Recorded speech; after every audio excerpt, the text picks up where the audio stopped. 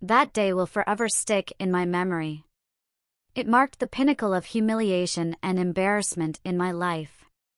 For reasons unclear to me, I made the ill-fated choice to attire myself in what could only be described as garish attire and venture into the public eye. Unbeknownst to me at the time, my day was on the brink of spiraling into chaos. I adorned myself in a pink dress adorned with delicate lace and slipped into matching heels. Adding to the spectacle, I applied mascara and donned pink lipstick. With my long blonde hair fashioned into a high ponytail and tied with a dainty pink bow, I stepped out the door. Stepping into the open air, regret flooded over me like a crashing wave. The piercing stares, hushed murmurs, and accusatory fingers pointed in my direction were suffocating. With a burning flush creeping up my cheeks, I hastened my pace down the bustling street. Despite the mounting discomfort, hunger gnawed at my stomach, driving me to seek refuge in the familiarity of the mall's food court. Every step felt like a journey through a gauntlet of judgmental gazes and stifled laughter. Ignoring the sea of scrutiny, I pressed on in search of a vacant table, desperate to quell the rising tide of unease. Seizing upon a lone vacant table, I sank into the chair with a mixture of relief and trepidation. While awaiting my sustenance, my attention was abruptly hijacked by a group of adolescents sauntering past. Their raucous laughter and derogatory epithets, such as sissy and faggot, pierced through the ambient din, plunging me into a vortex of shame and self-loathing. A sigh of relief escaped my lips as my meal materialized before me, offering a temporary reprieve from the relentless scrutiny. Yet, even as I attempted to divert my focus to the task at hand, the impracticality of my attire became glaringly apparent.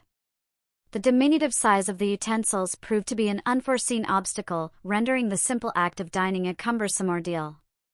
Frustration mounted as my attempts to grasp the burger were thwarted by the impediment of my painted nails. Abandoning decorum in favor of practicality, I resigned myself to consuming the meal with my bare hands. However, any semblance of tranquility was short-lived, shattered by the arrival of an adjacent family. The disdainful glares of the parents, coupled with the unabashed mockery of their offspring, intensified the suffocating weight of humiliation pressing down upon me. Post-lunch, seeking solace, I sought refuge within the sanctuary of the bookstore, naively hoping to evade the harsh scrutiny that had become my unwelcome companion. Alas, upon crossing the threshold, I was met with a chorus of stares, each laden with thinly veiled disdain. The employees regarded me with a mixture of bewilderment and disdain, while the customers exchanged furtive glances and murmured among themselves. Desperate for reprieve, I scoured the premises in search of a secluded nook to retreat into, only to find every corner occupied. Resigned to my fate, I feigned interest in the rows of books lining the shelves, my facade crumbling under the weight of judgmental gazes. As I perused the romance section, the hushed whispers of nearby patrons invaded my senses, carrying with them snippets of conversation tinged with mockery and derision. A group of girls nearby engaged in clandestine discourse, their words a dagger to my already wounded pride. "Look at that sissy boy over there," one of the girls remarked, her words laced with scorn. "He should just go home and play dress-up with his mommy's clothes." The venomous sentiment was echoed by another girl, who added, "Yeah, what a pathetic loser." Their words cut through me like a knife, each syllable a fresh wound upon my already battered pride. Panic surged within me, my heart hammering against my ribcage as if seeking escape from the suffocating atmosphere. Without a moment's hesitation, I snatched a book from the shelf and fled to the checkout counter, desperate to escape the relentless onslaught of humiliation. In the brief respite afforded by the queue, I struggled to regain control over my fraying composure.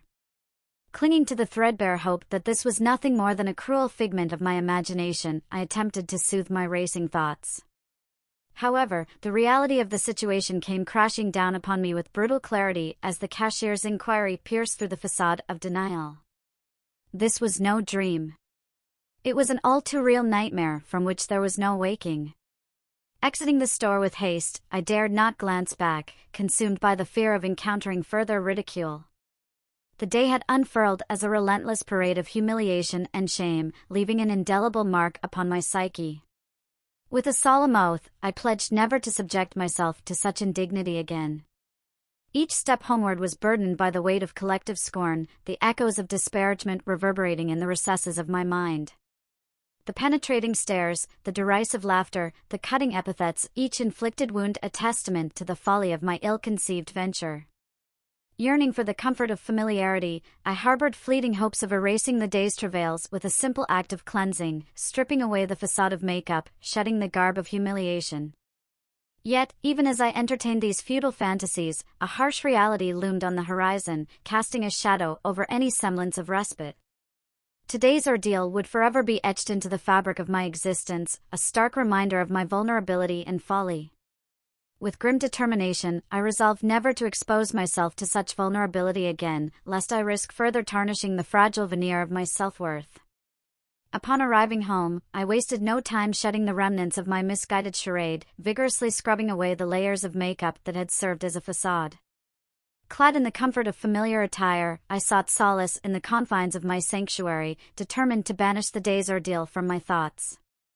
Yet, as darkness enveloped the world outside and silence descended upon my abode, I found myself unable to escape the specter of humiliation that lingered like a stubborn stain upon my consciousness.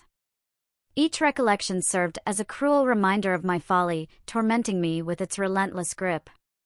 In the solitude of my bedchamber, amidst the stillness of the night, a realization dawned upon me like a beacon in the darkness. The events of the day had imparted a harsh but invaluable lesson. True acceptance could only be found by embracing the authenticity of one's self.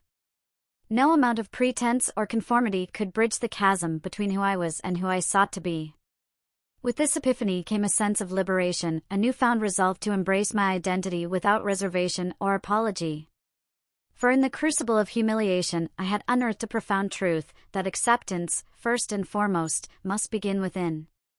In the ensuing weeks, a gradual transformation took root within me as I embraced the authenticity of my being.